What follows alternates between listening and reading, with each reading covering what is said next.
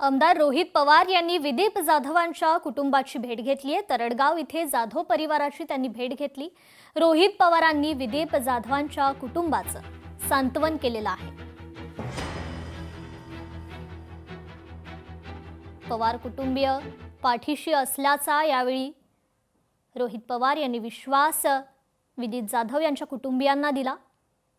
अजित पवार यांचे विश्वासू सुरक्षा रक्षक विदीप जाधव यांचं देखील त्या विमान अपघातात दुर्दैव हे निधन झालं।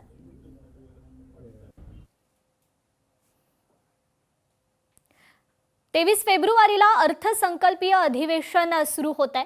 6 मार्चला हा अर्थसंकल्प मांडला जाणार आहे। अजित पवारांनी तयार केलेला अर्थसंकल्प पुढे नेणार असं वक्तव्य मुख्यमंत्री देवेंद्र फडणवीस यांनी केलंय। मुख्यमंत्री देवेंद्र फडणवीस हा यंदाचा अर्थसंकल्प मांडणार आहेत।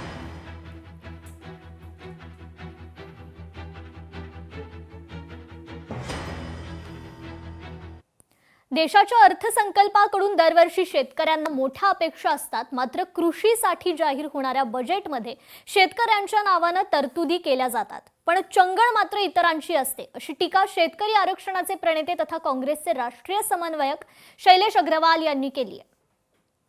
देशाच्या बजेटमध्ये नेहमीच शेतकऱ्यांना अपेक्षा राहतात, पण जे शेतीसाठी कृषीसाठी जे बजेट येते त्याच्यावर नाव शेतकऱ्यांचं लिहिल्या जाते, चंगळ मात्र इतरांचीच असते। अशा प्रकारचा आजपर्यंत त्यांनी बजेट सादर केलाय। या बजेटकडून सुद्धा शेतकऱ्यांना अपेक्षा आहे की हमीभाव खरेदी केंद्र सुरू असले पाहिजे, शेतकऱ्यांना वीज बी बियाणे खत औषधी मोफत मिळायला पाहिजे। हे देशाच्या बजेटमध्ये काहीतरी याची तरतूद केल्या गेली पाहिजे।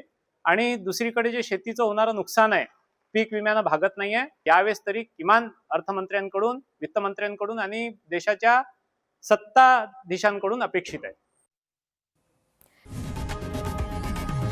लोकशाही मराठी ऐका, पहा, जागरूक रहा।